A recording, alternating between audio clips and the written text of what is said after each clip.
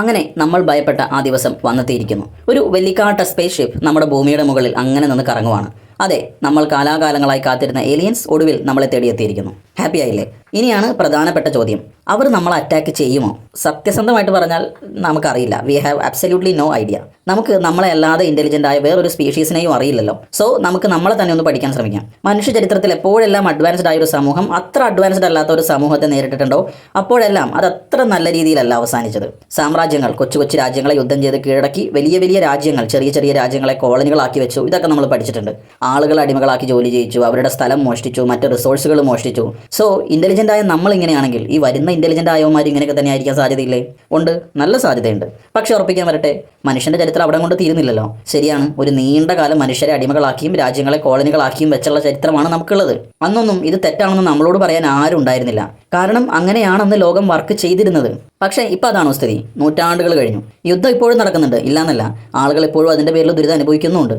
പക്ഷേ ഇന്ന് പൊതുസമൂഹം അതിനോട് പ്രതികരിക്കുന്ന രീതി നോക്കുക. വളരെ ശക്തമായി തന്നെ നമ്മൾ അതിനെ എതിർക്കുകയാണ്. പൊതുസമൂഹം എന്ന് പറയുന്നത് ഇന്ന് വലിയൊരു ഫോഴ്സാണ്. അത്ര പെട്ടെന്ന് നമ്മൾ അവഗണിക്കാൻ പറ്റില്ല. നമ്മളാണ് നേതാക്കന്മാരെ തിരഞ്ഞെടുക്കുന്നതും നമ്മളിൽ നിന്നാണ് നേതാക്കന്മാർ വരുന്നതും. ലോകത്ത് ഒരു ലീഡറും ഞങ്ങൾ ഭൂമിക്കും സ്വത്തിനും സമ്പത്തിനും വേണ്ടിയാണ് ആക്രമിക്കുന്നത് എന്ന് തുറന്ന് സമ്മതിച്ചുകൊണ്ട് ഒരിക്കലും ആക്രമിക്കില്ല. അത് പണ്ടായിരുന്നു. ഇന്ന് അത്തരം സ്വഭാവവും പ്രവണതകളും വളരെ പ്രാകൃതമാണെന്ന് അവർക്കറിയാം. ആധുനിക സമൂഹത്തിന് ചേരാത്തതാണ്.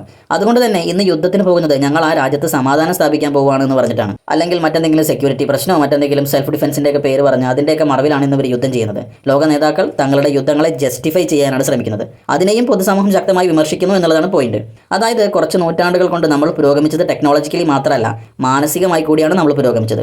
മോറലി നമ്മൾ പുരോഗമിച്ചിരിക്കുന്നു. അതായത് ഇന്റലിജൻസ് സൃഷ്ടിക്കുന്നത് അഡ്വാൻസ്ഡ് ആയ ആയുധങ്ങളും ടെക്നോളജിയും മാത്രമല്ല, പുരോഗമനപരമായി ചിന്തിക്കുന്ന ഒരു മനസ്സ് കൂടിയാണ്. സോ ഏലിയൻസിൻ്റെ കാര്യത്തിലേക്ക് വരുമ്പോൾ നമ്മൾ ആദ്യം പറഞ്ഞതുപോലെയാണെങ്കിൽ നമ്മുടെ കട്ടയമ്പടവും മടങ്ങും. മൊത്തത്തിൽ ഇടിച്ചു പൊളിച്ച് നിരപ്പാക്കിയിട്ട് അവന്മാർ പോകും. അന്ന് കണി കണ്ടവനെ മനസ്സാപ്പരാക്കിക്കൊണ്ട് വളരെ ധീരമായി നമുക്ക് മരണം ഏറ്റുവാങ്ങാം. രണ്ടാമത്തെ സാധ്യത നമ്മുടെ രണ്ടാമത് പറഞ്ഞതുപോലെ, അതായത് കുറച്ച് നൂറ്റാണ്ടുകൾ കൊണ്ട് നമ്മൾ മാനസികമായിട്ട് ഇത്രയേറെ പുരോഗമിച്ചുവെങ്കിലും നമ്മളെക്കാൾ ഒരുപാട് പുരോഗമിച്ച് നിൽക്കുന്ന ലക്ഷക്കണക്കിന് വർഷങ്ങൾ അതിജീവിച്ച ഈ വരുന്ന ഏലിയൻ വംശം നമ്മളെക്കാൾ ഒരുപാട് സമാധാനപ്രിയരായിരിക്കാൻ സാധ്യതയില്ലേ? ഒന്നുമില്ലെങ്കിലും നമ്മൾ അവരെ പോലെ ഒരു ഇന്റലിജന്റ് ആയ സമൂഹമല്ലേ.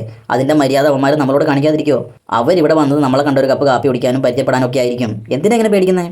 ഇനി മൂന്നാമത്തെ സാധ്യത, ഇതെൻ്റെ ഫേവറേറ്റ് ആണോ. അവർ വയലന്റ് ആയിട്ടുള്ള ആൾക്കാരാണ് എന്ന് തന്നെ വിചാരിക്കാം.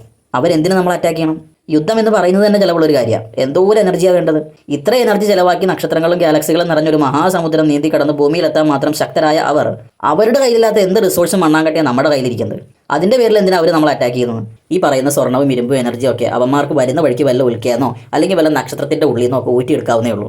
പിന്നെ ഇത്രയും ചിലവ് മുടക്കി ഇവിടെ വന്ന് നമ്മുടെ കഴുത്തിന് കത്തി വെക്കുന്ന വെറുതെ പാഴ്ചെലവാണ്. അതുകൊണ്ട് അവർ ഇങ്ങോട്ട് വരാനേ സാധ്യതയില്ല എന്നുള്ളതാണ് മൂന്നാമത്തെ വശം. ഇനി നാലാമത്തെ വശം, അവരുടെ കൈകൊണ്ട് നമ്മുടെ പണിക്കുട്ടൻ എങ്ങനെയായാലും തീരും. പക്ഷേ അത് അവർ വയലൻ്റ് ആയ ആൾക്കാരായതുകൊണ്ടല്ല.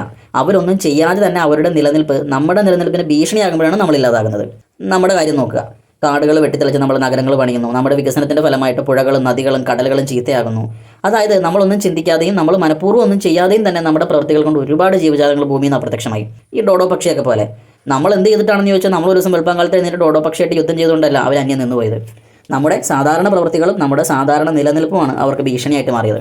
ഈ വരുന്ന ഏലിയൻസ് അവരിങ്ങനെയാണെങ്കിൽ അവർ വരുന്നത് വല്ല ഇന്റർഗലക്റ്റിക് നാഷണൽ ഹൈവേ വല്ലതും പണിയാനോ അല്ലെങ്കിൽ നമ്മുടെ സൂര്യനെ കണക്ട് ചെയ്ത് വല്ല പെട്രോൾ പമ്പൊക്കെ പണിയാനോ ഒക്കെ ആണെങ്കിൽ നമ്മുടെ കാര്യം തീർന്നില്ലേ? ഇങ്ങനെ കുറച്ച് പേര് കൂടി അലറി വിളിക്കുന്ന അവന്മാർ കാണും കൂടിയില്ല. ഇനി നമ്മൾ ഇന്റലിജന്റ് ആയതുകൊണ്ട് അവന്മാർ വല്ല പരിഗണനയും കാണിച്ചാലേ. പക്ഷേ നമ്മൾ ഇന്റലിജന്റ് ആണെന്നുള്ളത് അവന്മാർക്കും കൂടി തോന്നണം. ഇനി ഏറ്റവും അവസാനത്തെ സാധ്യത, ഇതാണ് നമ്മൾ ആദ്യം പറയാൻ ശ്രമിച്ചത്. അവരെന്തിനു വരുന്നു എന്നതിനെ പറ്റി നമുക്ക് യാതൊരു ഐഡിയ ഇല്ല. ഇത്രയും നേരം നമ്മൾ പറഞ്ഞ സാധ്യതകൾ മുഴുവൻ നമ്മൾ മനുഷ്യരുടെ സ്വഭാവവും നമ്മൾ മനുഷ്യരുടെ പ്രവർത്തികളും വെച്ചിട്ടാണ്. കാരണം നമ്മൾ പറഞ്ഞു നമുക്കറിയാവുന്ന ഒരേ ഇൻ്റലിജൻ്റ് ആയിട്ടുള്ള സമൂഹം നമ്മളാണ്. നമ്മുടെ അസൂയ, നമ്മുടെ അഹങ്കാരം, നമ്മുടെ ആർത്തി, നമ്മുടെ ആകാംക്ഷ, നമ്മുടെ ത്വര, ഇതൊക്കെ വെച്ചിട്ടാണ് നമ്മൾ അവരെ അളക്കുന്നത്. പക്ഷേ അതിൽ പോയിന്റ് ഇല്ല എന്നുള്ളതാണ് കാര്യം. ഈ വരുന്നവന്മാർ അങ്ങനെ ആയിരിക്കുമെന്ന് യാതൊരു നിർബന്ധവും ഇല്ല. അവർക്ക് പരിണാമം സംഭവിച്ചത് നമ്മളുമായിട്ട് യാതൊരു ബന്ധമില്ലാത്തൊരു ഗ്രഹത്തിലാണ്.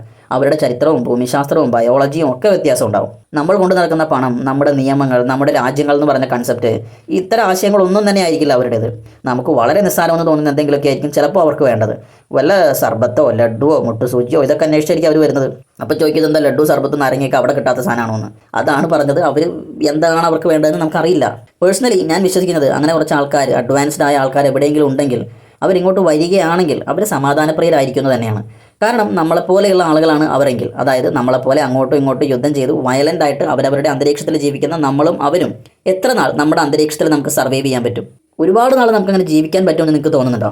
ലക്ഷക്കണക്കിന് വർഷങ്ങൾ അതിജീവിച്ച അങ്ങനെയുള്ളൊരു സമൂഹം, അങ്ങനെ നീണ്ട കാലം അവർക്ക് അതിജീവിക്കാൻ സാധിച്ചുവെങ്കിൽ അത് അവർക്ക് അത്രയേറെ സഹകരണ മനോഭാവം ഉള്ളതുകൊണ്ടും അത്രയേറെ സമാധാനപ്രിയരും അത്രയേറെ സഹാനുഭൂതി ഉള്ളവരായതുകൊണ്ടുമാണ് അവർ. അതായത് ഇൻ്റലിജൻ്റ് ആയൊരു സമൂഹം നേരിടുന്ന ഏറ്റവും വലിയ വെല്ലുവിളി എന്ന് പറയുന്നത് അവരുടെ സ്വന്തം ഇൻ്റലിജൻസിൻ്റെ വിനാശകരമായ സൈഡ് എഫക്റ്റുകളെ അതിജീവിക്കുക എന്നുള്ളതാണ്. അങ്ങനെ സ്വന്തം ഇൻ്റലിജൻസിൻ്റെ വിനാശകരമായ ഭാവങ്ങളെ അതിജീവിക്കാൻ കഴിഞ്ഞൊരു സമൂഹത്തിന് മാത്രമേ ഇത്ര നീണ്ട വർഷക്കാലം അതിജീവിക്കാനും ഇത്രയും വലിയൊരു ഉന്നതിയിലെത്താനും സാധിക്കും. അങ്ങനെയുള്ളൊരു സമൂഹത്തിന് നക്ഷത്രങ്ങളെപ്പോലും കൈപ്പിടിയിൽ ഒതുക്കാൻ പാകത്തിന് അതിജീവിക്കാനും വളരാനും കഴിയും.